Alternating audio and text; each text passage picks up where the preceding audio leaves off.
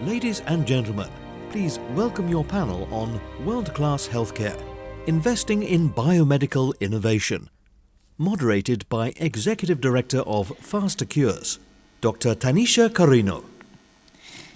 Good afternoon. It's my treat to moderate this afternoon session in building world-class healthcare and the role of biomedical innovation. Yesterday, I had an opportunity to lead a delegation of our healthcare leaders on a tour of the leading facilities here in Abu Dhabi.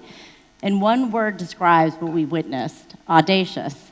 From the Cleveland Clinic's Abu Dhabi and their recent achievement in building the first and only multi-organ transplant center within 3 years of their opening, to the New York University's UAE Healthy Future Studies that's going to follow 20,000 Emiratis to better understand the drivers of chronic disease. Another important dimension of world-class healthcare is investments in biomedical innovation that encompass all actors that are needed to build a global and vibrant ecosystem, from lab bench to patient's bedside. And today we are facing a critical junction in the future of biomedical innovation. I think we can all agree that the science is the best it's ever been, and today's breakthroughs reflect the investments that have been made in mapping the human genome, robust investments by government and philanthropists in the careers of scientists, and leveraging the advances in health data analytics that have been pioneered in other areas. But at the same time, this investment in biomedical research remains risky because science is unpredictable, and the knowledge that is needed to make meaningful advances often unfold over many years. Finally, there's never been a more challenging time where balancing access to this innovation and affordability continue to stress many governments. Investing in biomedical innovation is just like investing in a world-class healthcare system. It takes all forms of capital: political capital, financial capital, and human capital. And today, I'm grateful to be joined by leaders at the forefront of supporting the most promising opportunities in science, healthcare, and the biopharma industry.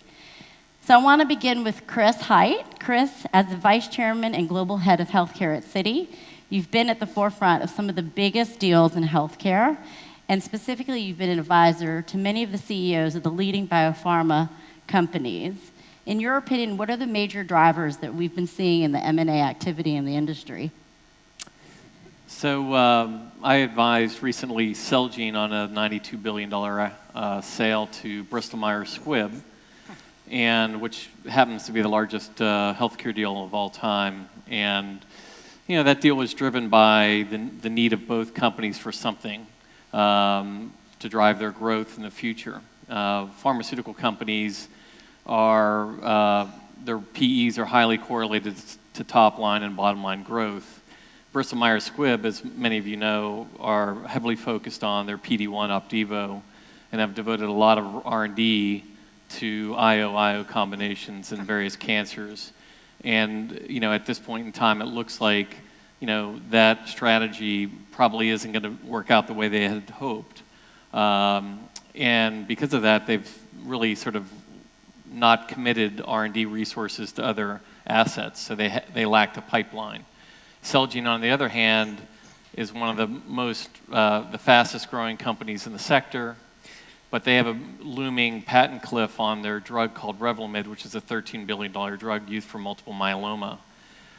They, however, have been investing a lot in their R&D pipeline, so when you actually combine the two companies, they offer each other one, stability of growth through Bristol Myers Squibb's Opdivo, and then the pipeline of Celgene. So it really is a case of 1 + 1 equals 3 in that case. But in most cases, every pharmaceutical deal is really driven by the need for top-line growth. They're very focused on what can they do to add revenue and innovation. Most of the companies, when they do these deals, roughly 65% of all FDA-approved drugs are externally developed outside of pharma. Yet pharma launches 69% of all newly approved drugs. So what you've really seen, and the rest of the panel here will get into this, a lot of the innovation's occurring outside of large pharma. And large pharma is becoming more and more the sales and marketing end of the innovation that's occurring outside of the large pharmaceutical industry. Are you sure you're allowed to say that, given your... I checked, I'm good. So I'm going to turn to Bryan next, and then we're going to do a round of questions, and we'll hopefully save some time for some Q&A. So Bryan, you founded Braintree in 2007, which acquired Venmo, and then was sold for $800 million to eBay in 2013. And in your prolific writing, you oftentimes have quoted Steve Jobs and his prediction that the biggest innovations of the 21st century will be at the intersection of biology and technology. In 2013, you also created the OS Fund, and you self-founded its first round at $100 million. And 4 years later, the OS Fund's performance is at the top decile of U.S. firms. Of your 28 investments, there have been 4 unicorns, 26 up valuations, and 2 acquisitions. And I call that pretty good for a technologist turned biomedical investor.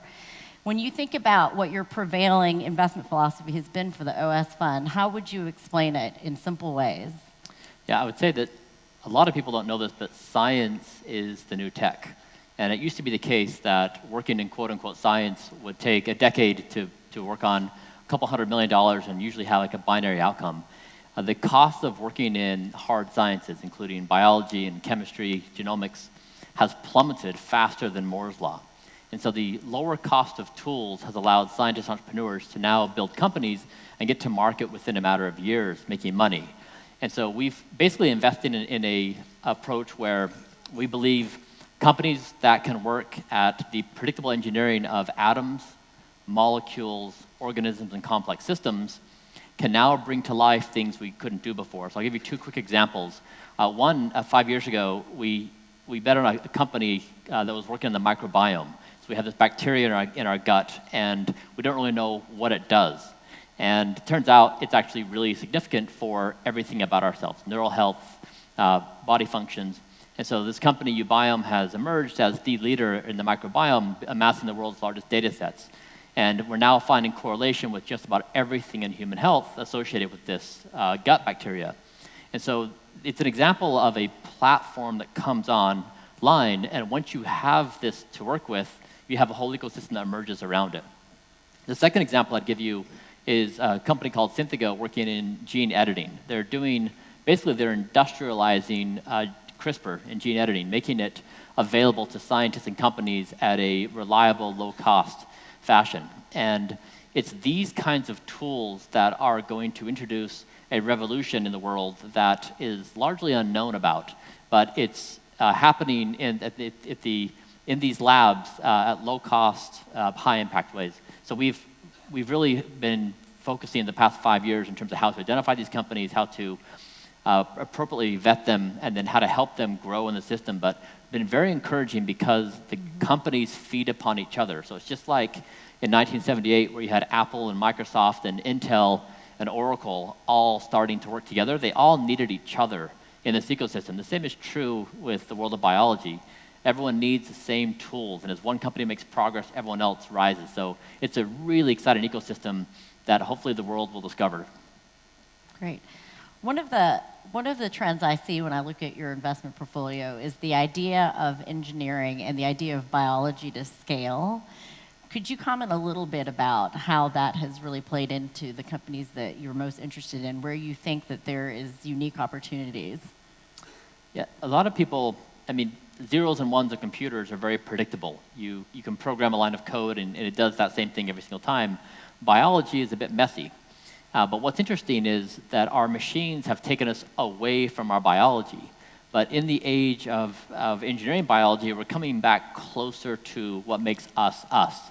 And so if you try to tackle the question of what drugs are we going to make and how are we going to enable healthy lifespans and how are we going to cure intractable diseases, all these things have their foundation in biological elements. It's how we apply technology to engineer these solutions. And so if you talk about the biggest companies that will emerge out of this new era, it will be those companies at that base level who are building this functional, the baseline ecosystem and tools that everyone else on top of them feeds from. Great, thanks, Bryan. I want to turn to DA next. So DA, like Bryan, you've been an accomplished musician, and Forbes selected you as one of its 30 under 30, and Fast Company named you to their top 100 most creative people in business. A few years ago, you did an interview with Eric Topol where you discussed 3 key areas of investment. Areas where healthcare wasn't working for consumers, areas where technology was being widely used in industries outside of healthcare, and the application of that same technology to healthcare could have benefit and cost savings. And like Bryan, you've been invested in some of the most cutting edge of where science meets commercial possibility and has a little bit of a twinge of tech in it as well. When you think about where you want to make the most positive impact, which is something you write about a lot, where's that been for you in terms of where you've invested? Sure. Well, as I've come to focus more on healthcare and life sciences, I sort of believe there are three buckets in which innovation is occurring right now. At the front end of it, you've got this revolution in basic biological discovery and understanding. So I would point out and make the argument that in the past 20 years, we've arguably learned more about how living systems work than we did in the preceding 300,000 years. And that's a staggering amount of progress to make in such a short period of time. And the question becomes, how do we continue to accelerate that learning? And that creates a set of commercial opportunities around these basic research tools, like Synthigo, which I'm also an investor in. The biggest opportunity arises in the translation of that knowledge into commercial products.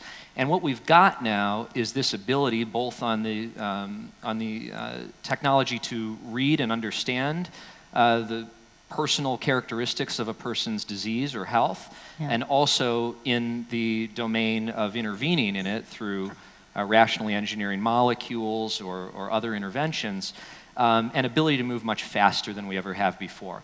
And so the key area that I focus on is this translational gap that we've got, which is that we're inventing so rapidly, and most of it is being left to die on the vine in academia. And so my view is that there's a scarcity of capital, and there's a scarcity of talent engaged in the process of translating more and more of it.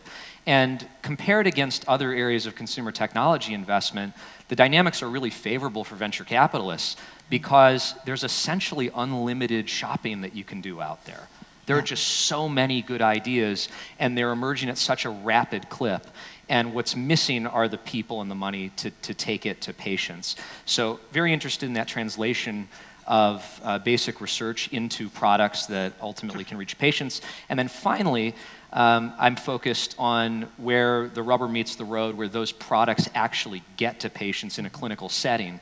And historically, at least in the United States, you've got this conspiracy of bad incentives that has, I think, held back innovation in care delivery.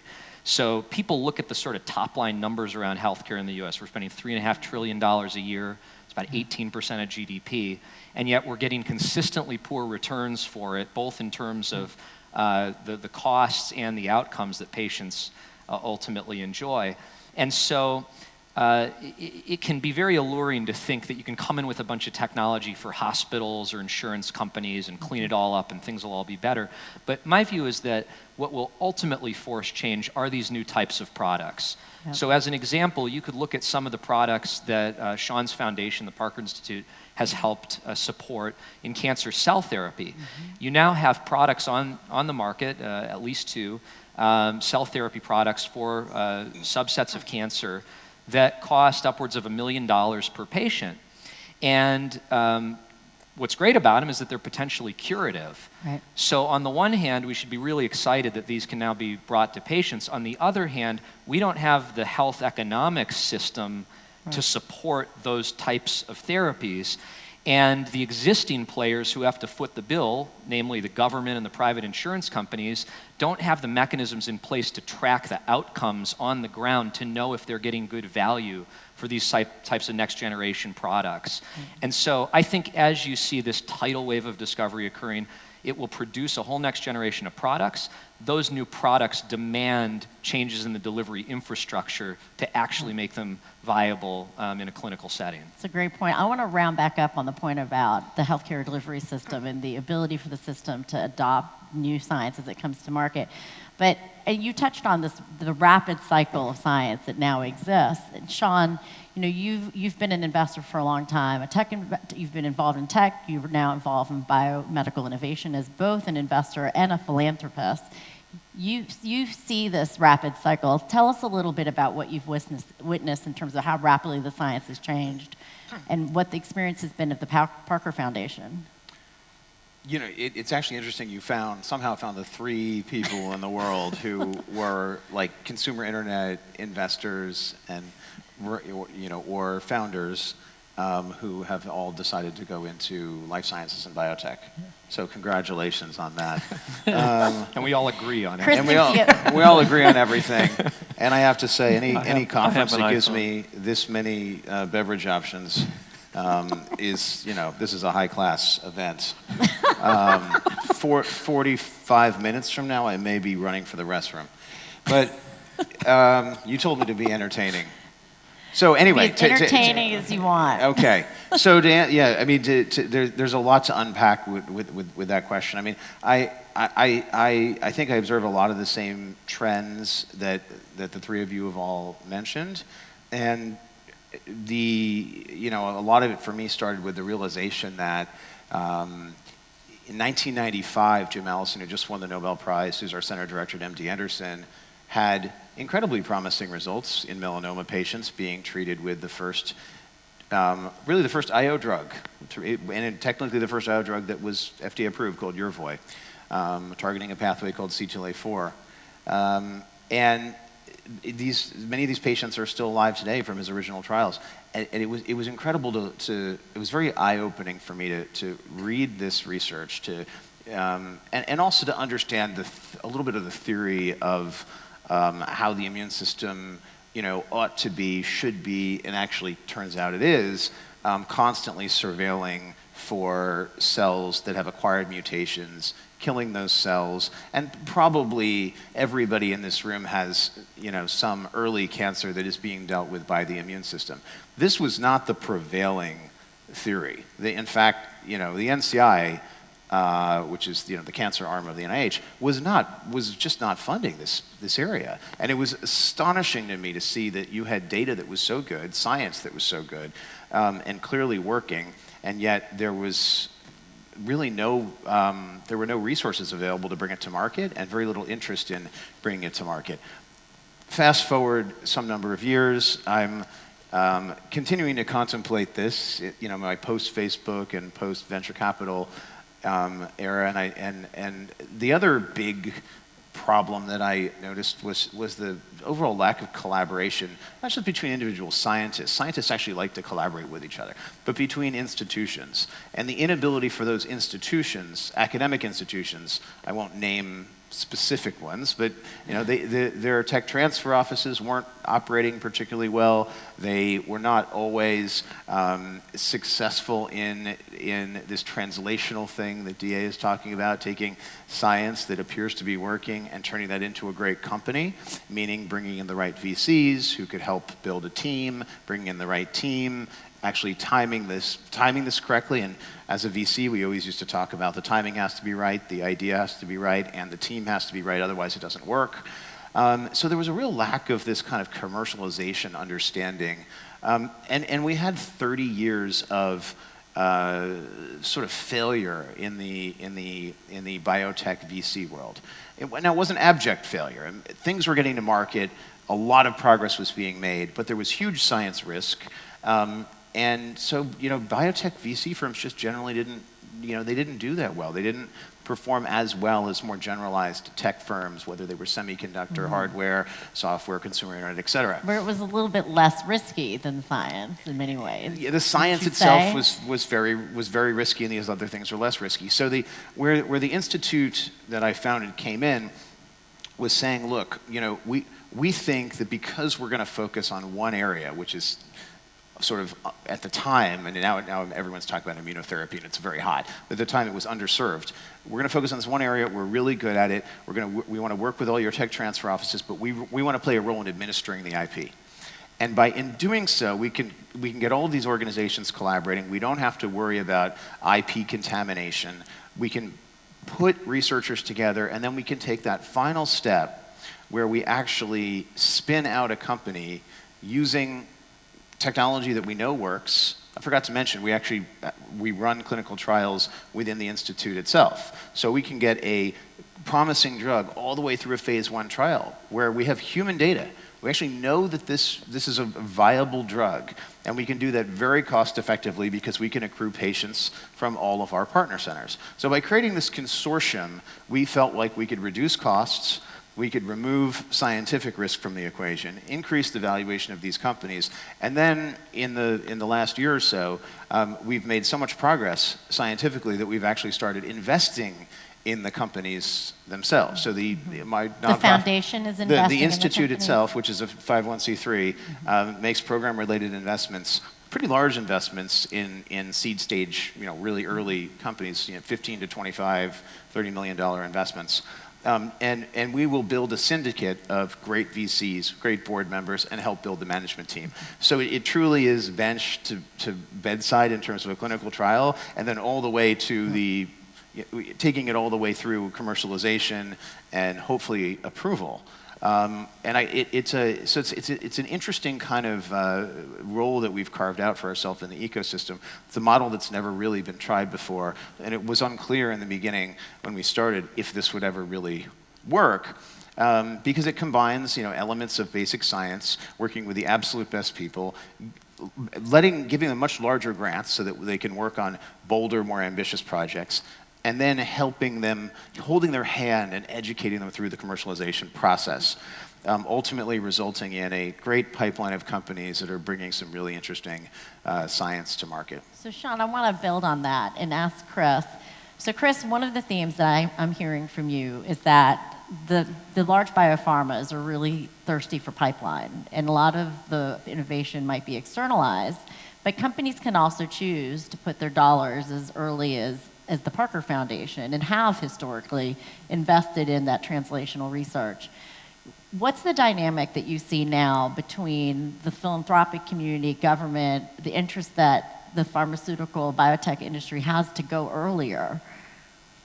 Yeah, I think it's working. The NIH, NCI, academia has These produced. Are mainly our government actors in the U.S. Yeah, well, it has produced just incredible science, to Sean's point.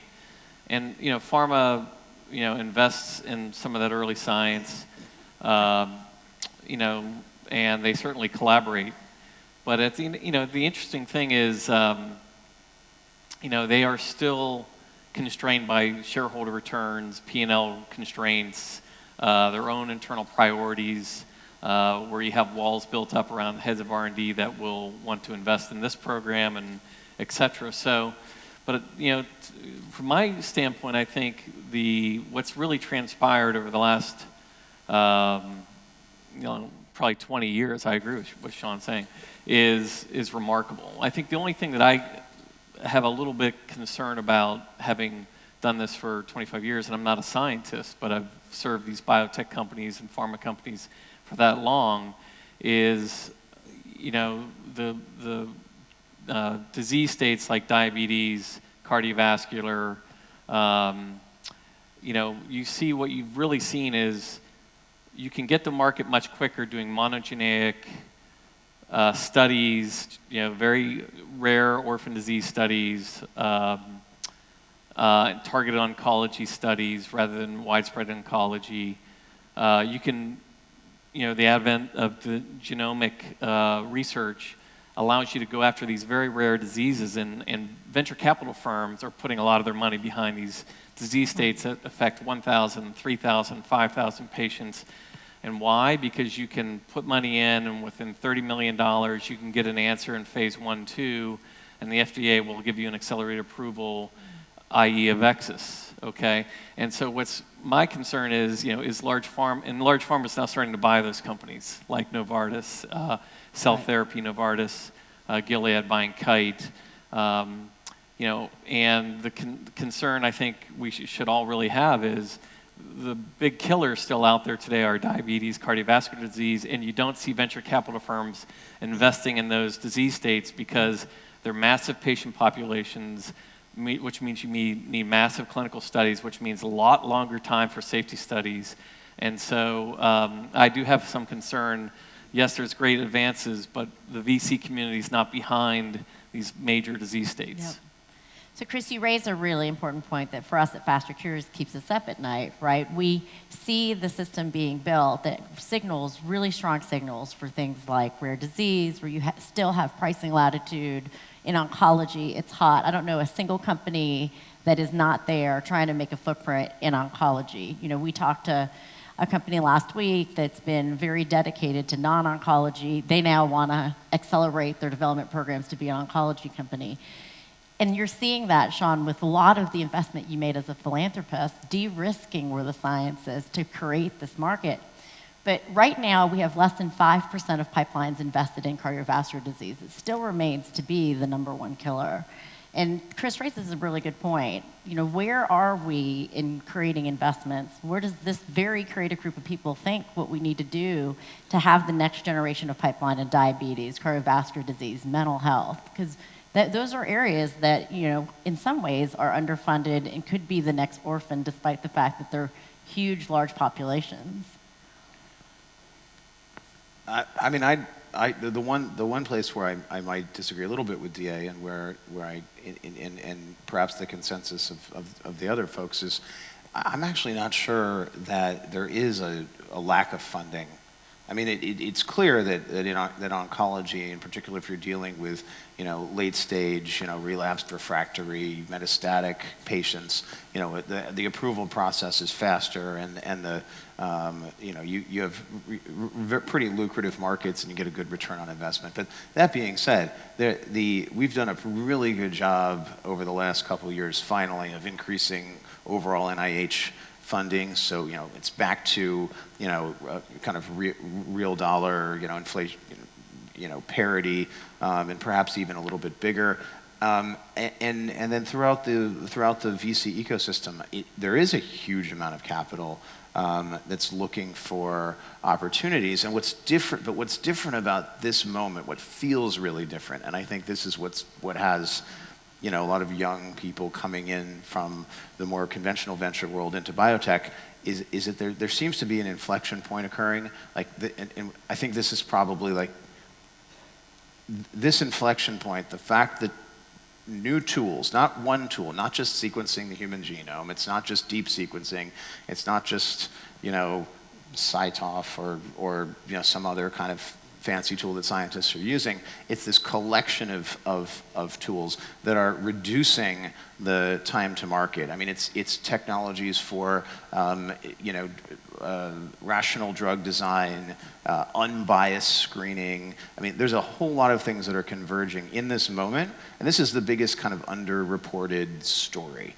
You know, that and frankly the advent of widespread gene editing. I mean, it's getting, you know, we've all talked about CRISPR-Cas9 to death. We all know what it is. We all think about it a lot.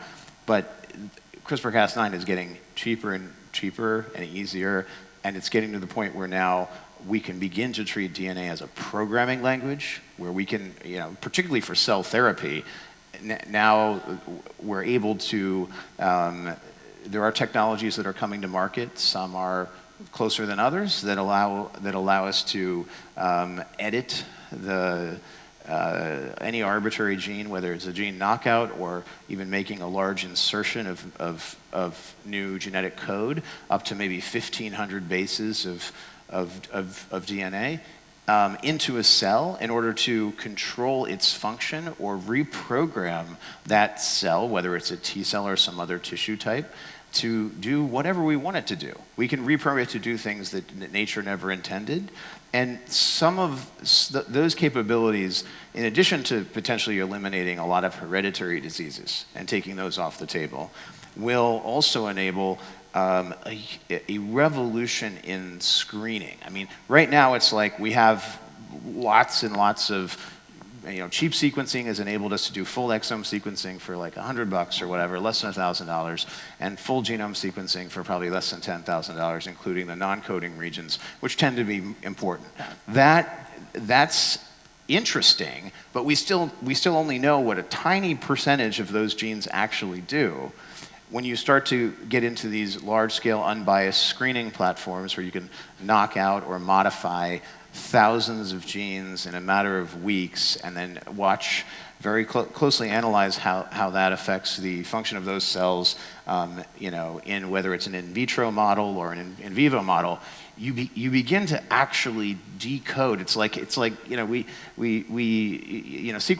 the human genome was a great achievement, but we didn't have the Rosetta Stone to tell us what those genes did. We know those genes code for a protein, but we don't necessarily know what that protein does in all different parts of the body. That's now, over the next, probably 5 years, going to change, and those data sets will finally make machine learning relevant and deep learning relevant and AI relevant. Like, the AI was supposed to be this huge game changer. It hasn't been a game changer yet, but in areas like protein design or 3D protein folding, I think we're going to start to see machine learning really matter. And in areas like, once we have a much better understanding of, more than, like, let's say 1% of the genes in our genome, which is, I'm just estimating that's about where we are right now, we will have the ability to, to predict and understand how systems work, so that with regard to diseases like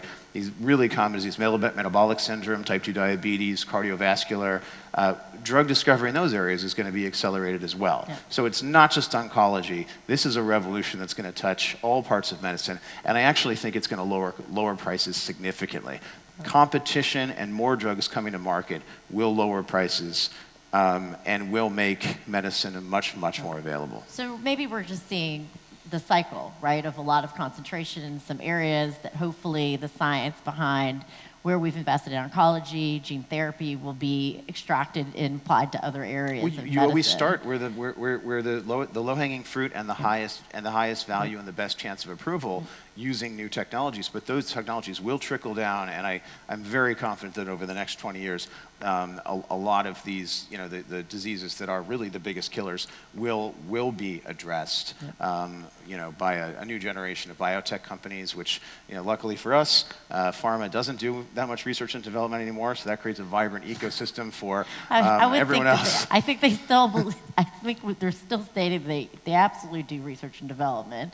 I think that the mix between wanting to go as far back as where you can go as a philanthropist or government has been an interesting evolution, particularly as philanthropic dollars have flowed even more so into medical research. But one of the other key areas that I'm hearing from you all is how do we reduce how much it costs to do R&D? Part of what you're saying, Chris, the allure of going into a rare disease or oncology is we have biomarkers. We've been able to create a system with the regulator that allows us to do things that are more efficient. Bryan, some of the companies that you're invested in and interested in, I like to say almost try to take the science and make it more accessible and make it a way for it to be cheaper to do development. Tell us a little bit about what you're seeing in terms of where you have really invested from a scientific perspective where we can lower cost. Yeah, I guess when a lot of people think about quote unquote science, they do think of solving a particular disease that everyone knows about, a big killer. And we actually do not invest in that at OS Fund. And so the way we think about it is that's almost like a moonshot in the world of science. We view, for example, like when the human genome was sequenced, we wouldn't think, what's the gene therapy that's going to be created to solve some given disease? We'd say, where's Illumina? Like, who can sequence genomes and make it very cheap for everyone to build upon?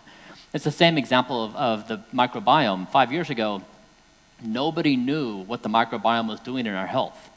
But we knew we could invest in it, and that if you did, they could build the world's largest data set, and it'd feed an entire ecosystem. So I think the entry point for new money to come into science is investing in these tools that the entire ecosystem thrives upon.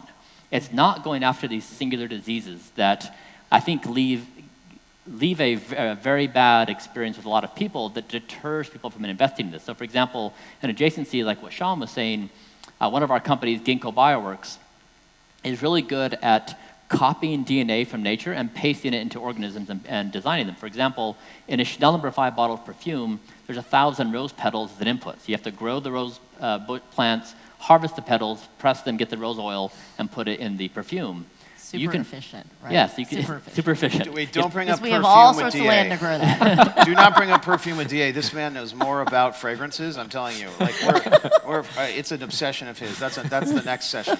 Small molecules. So you can instead take the DNA from the rose plant, put it in a microorganism, a yeast, and program that yeast to do the function for you. Now, another one of our companies is doing protein design. And so where you have limitations where nature didn't produce a given enzyme or certain protein, this company can computationally design a protein to do for a drug, for a material, for a flavor, a fragrance. And so it's these tools that allow a low-risk, easy entry point for investors to say, I don't really know exactly what's going to happen.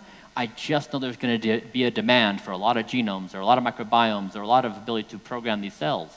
And I think that's the way we bring in the most number of people, because I think really what this is all about for me is we must understand that this revolution right in front of us, Sean did a good job articulating this, is the biggest revolution that's going to come in decades. And it's going to solve many of our biggest problems, not only are just health, but for climate science and everything we care about. And it's these baseline tools that are very hard to see, which are going to bring the cost down and make these solutions possible across the board. So Chris, this is where I'd like to turn to you. So you've advised companies that have been interested in getting into adjacent verticals, whether it's Roche that had purchased Foundation Medicine, their purchase, I'm sure that you're very involved with, of Flatiron. What's driving that? And the other question I would have is, from an ecosystem societal perspective, is it a good thing when companies purchase these platforms that may have multiple utility for an entire industry? So I did advise Roche on those deals, and I also advised Roche on the attempted hostile takeover of Illumina. And their thesis has always been personalized medicine. They obviously have a long history in genetics, going back to Genentech. But they bought Ventana. They've been very involved with marrying diagnostics with therapeutics. And their mission has always been ultimately, given the fact that their Hoffman family owns the majority of the company, they can take a very, very long-term view. They're not judged quarter to quarter necessarily. So their goal has always been to combine, diagnostics with personalized medicine. They went after Illumina, quite frankly, because of everything these guys are talking about, which is, discovering what's really going on in the genome. And even though they went after them, they recognized that therapeutics were probably 10 to 20 years behind the data being generated by next-gen sequencing. And the simple fact is, and it's great to have all three of them up here, the panelists, outside of healthcare specifically, to come in and maybe lend their hand to try to accelerate therapeutics. But the issue has always been, new technologies ultimately need to be tested in humans for safety. So changing DNA, changing protein excretion, doing things like that, how does that impact the rest of your body for safety? And I remember in the late 90s, there was probably 5 to 10 gene therapy companies that went public. Transgene, Cell Genesis, you remember them. Yep. And there was a great promise, and they had a panel just like this, and all the CEOs were up there, and they said, when do you think the first gene therapy product would get approved? And they all raised their hand, within the next year or two. What happened? Somebody died out of Children's Hospital in Philadelphia, and it put gene therapy back 15 years. And we finally had our first gene therapy product approved just recently. And I think the difference between technology, pure advances in technology, whether they be semiconductors or whatever the case may be, the difference between advances in that technology and historically biotechnology is ultimately safety. because the first rule of the FDA is you're not going to get anything approved that's going to kill somebody, harm somebody, et cetera. And I think, that is really, my big hope is that these advances in technology can more quickly and more safely treat people. I think the jury's still out on that. Yeah. But what about this idea of these platforms, right? So as the skeptic of me, and who's somebody who's been and advised the industry for a long time, and myself, is when a established player with an established business model wants to scoop up something adjacent, it could either be a transformation within the company, or that acquisition just dies because they don't know really what to do with it. So when I think about where you've been invested, Bryan, and the promise that these platforms have,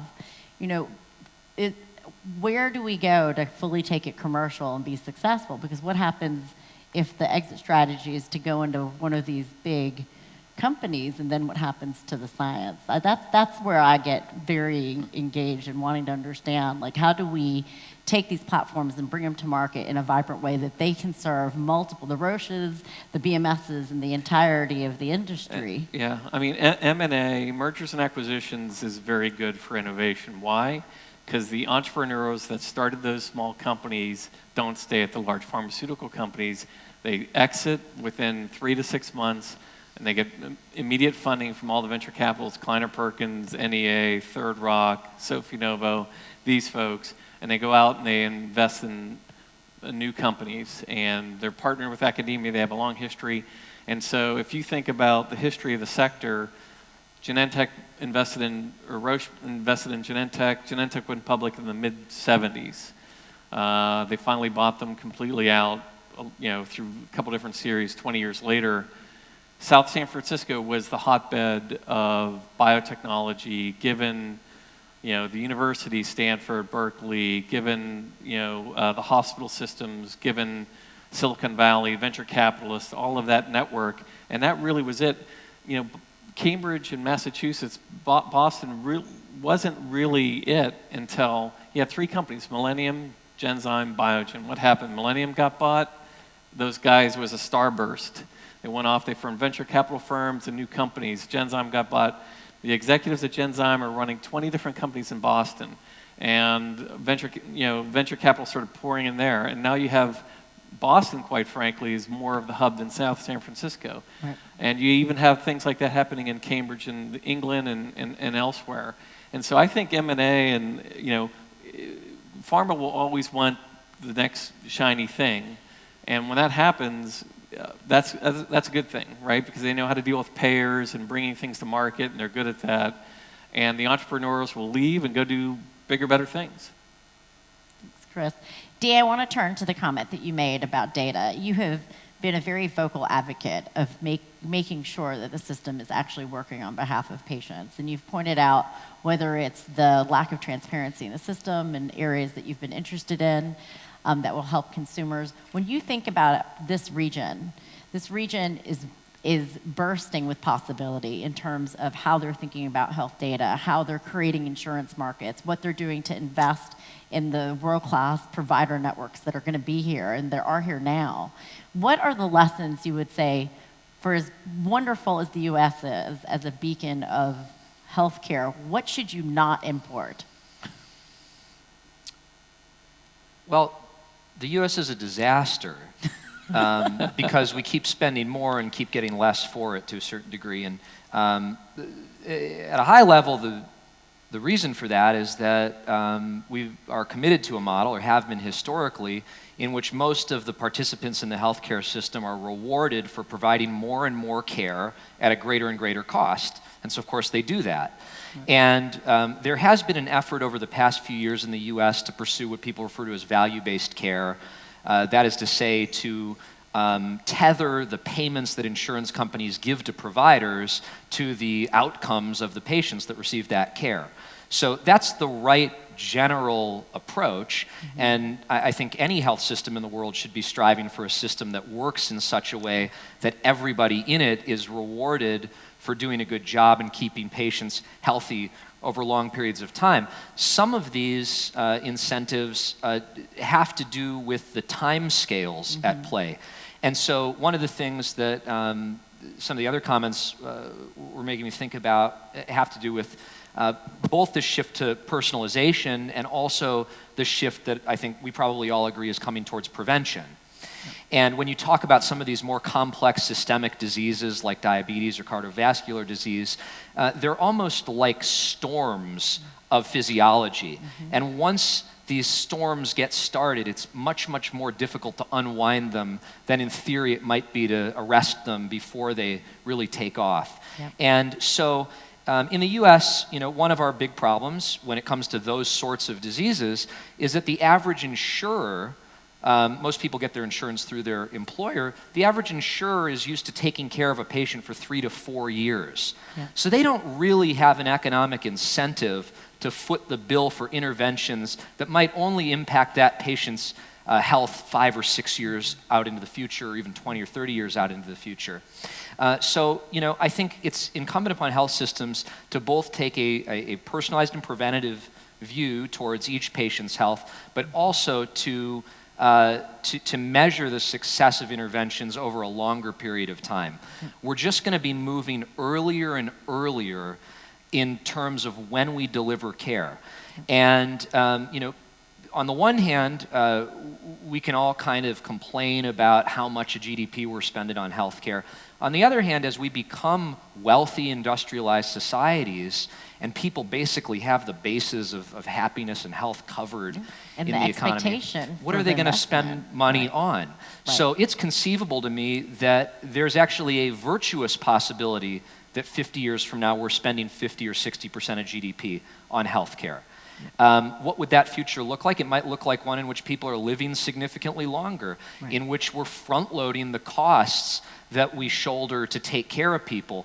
I mean, there are obvious things that we should be doing right now that are still huge mountains to climb ideologically with policymakers, with payers, with patients, like sequencing every baby at birth.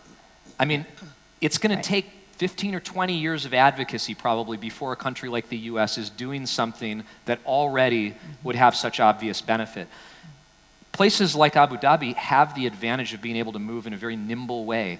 And so just in the past couple days talking to folks here, I'm really amazed by the opportunity that this environment has to start delivering next generation care today. Another interesting area that I've been fixated on is reproductive medicine. So, right now a subset of patients reproduce using in vitro fertilization, pre-implantation diagnostics to look at the health of prospective embryos that are sort of trying out to be chosen. And in this part of the world, there are some significant problems around genetic disease because of small populations and interfamily marriage. And those create enormous opportunities as well for these health systems to step out in front of the United States and other countries that seem like they're more advanced to start delivering these types of technologies to every patient. Great. Thanks, DA. I don't know whether we have somebody with a mic, but I promised I would at least allow a couple questions from the audience. Does anybody have any questions? No, they're bored to tears. We're gonna have Sean, you want to spice We things got to up. bring out the real crazy stuff. you want to react to what DA said? Well, I love the phrase that I don't know if everybody picked up on with regard to IVF, that you've got a bunch of fertilized eggs and you're trying trying out. they're in a tryout, like it's like a dance competition. It's an audition. Yeah. It's an audition. Let's not let that be the You're one quote auditioning.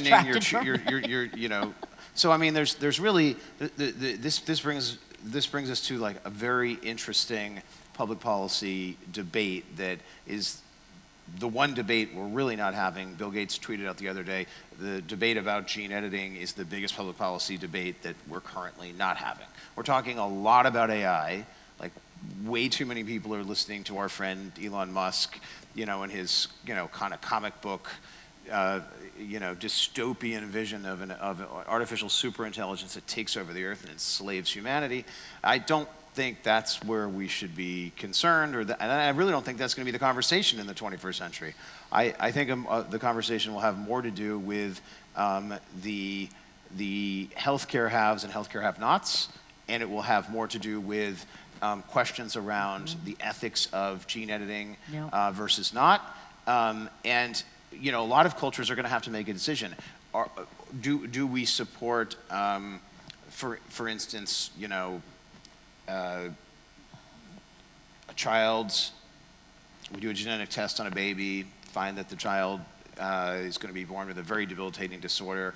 The parents can terminate the pregnancy. That's one approach that some societies may embrace. Or everybody moves to IVF. That seems unlikely because it's very invasive and it's not the way most babies are likely to be conceived, if we're going to be realistic about it. And the third option is that you get that genetic test and you're given an opportunity to edit out a very significant hereditary genetic disorder that, like Duchenne's muscular dystrophy or whatever, or a gene that's going to lead to a neurodegenerative disorder later in life. John, Sean, I think you raised really good points, right? So we have technology, whether it's access to a lot of information that people may or may not know they're giving up, and the application of analytics or gene editing, where the technology and the science is far outstripping where we are in society about having ethical conversations about trade-offs. And I also really love what you say about equity, because a lot of where the science is going depends on really mature healthcare systems. So are we creating science in a way that we're further driving inequity in the system? I think there is somebody over there. And are the Chinese already creating a super race? That's what we need to figure out. Okay, with that, I have a question from the audience. I'm not an expert at all in this area. I'm a technology person, but I'm starting to learn more and more about this. There are two areas that I've been reading about. One is about identifying through artificial intelligence and data mining what is a better cure for a particular condition, including doing digital twins and really trying out on that so that we can identify the best cure, versus what I'm hearing, which is developing new treatments and new solutions. Where is the bigger opportunity right now for someone who doesn't really know much about in this area? It's great. So where is the opportunity, for those of you that may not have heard the full question, so I'm going to summarize it as, where do we really feel the opportunity is in the application of AI or advanced analytics and speeding up R&D or any other application in healthcare? Where is there real fire? Da, do you want to go first? Yeah. So 1 minute. A lot of what gets referred to as AI, and I think one of the reasons that Sean, for example, is not scared of it in the same way that Elon is that these technologies have been... You mean because I understand it? Yes. Well okay, let's keep going. It's not a rap battle. So the vast majority of the amazing advances in AI over the past 5 or 10 years have really been around pattern recognition. And what we've got now are a set of really impressive algorithms that can look at a data set, and if there's some simple function that's actually driving the data there, they can find it. But biology has a level of complexity and nonlinearity to it that makes it extremely difficult for these sorts of tools to really get at what's going on. It's what the point that Sean was making, is to maybe able to sequence DNA. Yeah, and I'll say just one last thing, because you brought up digital twins. I think a future of digitizing biology that is tenable in my mind and is sort of a North Star that we should all be chasing is one in which we can learn new things at zero marginal cost. Yeah. And so to the point earlier, right now, what most hamstrings the entire system is how expensive in terms of money, pain, and time it is for us to learn whether drugs actually work in people. Mm-hmm. Either that gating problem is solvable or it's not. I'm betting that it's solvable. And what might a solution look like? I think it would be a future in which we can, over time, incrementally create digital models of biological systems that ultimately achieve a level of complexity in their representation of the real thing that we can, in fact, learn useful stuff from them. We're far from that, but that's the moment when we can fully digitize biological systems and study them in silico, that we will be able to completely eradicate some of these complex diseases that are incredibly hard to learn about now. Can I just add one thing to that? Yeah. So 1 minute. yeah, that was 2 minutes. That was 2 minutes. but Maybe 2.5. I'll try to keep it to like a couple sentences. It's a garbage in, garbage out problem right now. It's not that machine learning isn't going to be incredibly relevant. Right now, we just don't have the data sets to train algorithms to figure this stuff out. So, and gene sequencing is not the be-all and end-all. We have to understand how these incredibly complex, nonlinear biological systems that, essentially don't interact in a straightforward, deterministic way. It's not this simple lock and key model of this ligand binds to this receptor and does this thing. In fact, there's a lot of things happening at the same time that influence the way a biological system works. We haven't mapped out we've only mapped out a tiny fraction of that, and most of that, to DA's point, has been done in the last 30 years, and I would argue most of that's been done in the last 10. So there's a huge amount of data that needs to be discovered, like data sets that need to be built, and systems biology that needs to be deconvoluted before we can really build, deep learning systems that are capable of solving like drug discovery problems. The one place to answer the question that probably deep learning is very relevant right now might be like the sort of protein folding problems, but there's a ton of companies already working on that. One very positive thing that, the health delegation that visited here in Abu Dhabi really heard about is some of the longitudinal studies that I referenced, like the New York University UAE Healthy Future Study. It's these longitudinal studies like we used to see in the 1970s that are really creating a new generation of information that integrate genetics, integrate the environment, that is going to give us some of those insights that I think Sean is talking about. Brian, you want to answer the question on AI too, and I'll end with Chris? Take your question and say, where's the business model that makes money? And so I'd say, fortunately, I've got a chip in my pocket. So we have props in this session. This is a company, Emulate Bio, that basically builds organs on a chip. And so the premise is that animal models stink. They don't translate to humans very well. And it's also very challenging to experiment on a person. So ethics, morals, but then also our own health. And so this company is basically trying to make that ability so you can test on a chip, not the humans, which accelerates the discovery, which goes back to, I think, what Chris was talking about before. If the question was, who's going to create a gene therapy to make the most amount of money, I'd say that's the wrong question. Who can make the tool that allows that process to be cheaper and more efficient for everybody? And so that's really where I think the investors win when you invest in tools that power the whole ecosystem, not when you shoot for these big targets. I think the more people we can bring in on those frames, the faster this whole ecosystem will build together. So Chris, when you look at M&A activity, how interested are people in really creating investments around AI or buying companies that have used a different way of R&D? It's just now beginning. I think 3 or 4 pharma companies invested in an AI company. All of what's been said is very promising, and I think they realize it, which is why they're putting their toe in the water now, and they're focused on it. Great. In our last 2 minutes, last question. Somebody ask a really crazy question. Okay, Sean's going to ask the last question. No, I said somebody in the audience ask a crazy question. Last question. Anybody want the last question? Oh, we got a taker. We got 2 takers. We got 2. I'm going to have one person from the panel answer. Hi. So going back to the point on the data points, we're seeing that in the world today there's kind of those 2 models. You have the US model where how I use my phone, my data set, where I go in my car is kind of for my own use. If I want to sell my data set, I can sell it. And on the other hand, if we can say there's a Chinese model where how my face looks, how I use my phone is kind of owned by the government and is kind of being used by them to generate those data points that can be used for the machine learning, for the deep learning. So in a way, to advance all of those collection of data points, machine learning, all of those, what role or how much of a role should the government play in those things? Who wants to take that question? DA?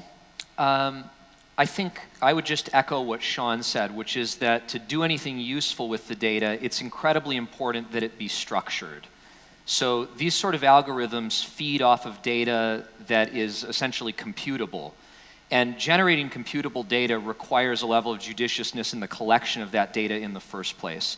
So in the United States, one of the major problems with patient data in a clinical setting is that most of it is actually captured by the physician's handwritten notes on a medical record. So to try... And everybody knows you can't read a physician's writing. Yeah. You can't read a physician's writing, and computers aren't very good at understanding human natural language. And so you're starting to see efforts by companies in the private sector to develop tools that can, say, transcribe those kind of conversations with a physician, make them computable. That's the sort of thing that can be standardized really only by governments.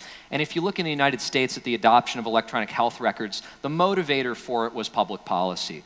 So I think my encouragement would be that countries really think about ensuring that the data that's produced in the first place is stuff we're going to be able to use. Do you want to mention opting in? And I do think that, to Sean's point, I don't know, what do you mean? to Sean's point that he made earlier too, I'll speak for you if you don't mind, is the government does play a role in this idea of standardization, but our ownership of health data and how people relate to their own data is something that is a very active issue. I'm sure all of us think about it. Personally, there are many conversations that are happening across policymakers, and these are these ethical issues that really have to be tailored country by country. I want to thank the panelists. I'm sorry for the person that ran out on this last question. We'll try to answer it at the break. What if that was the best question? We're never going to know. Thank you to this great panel. I hope you guys all enjoyed a very entertaining discussion for the afternoon. No sleepers on this one.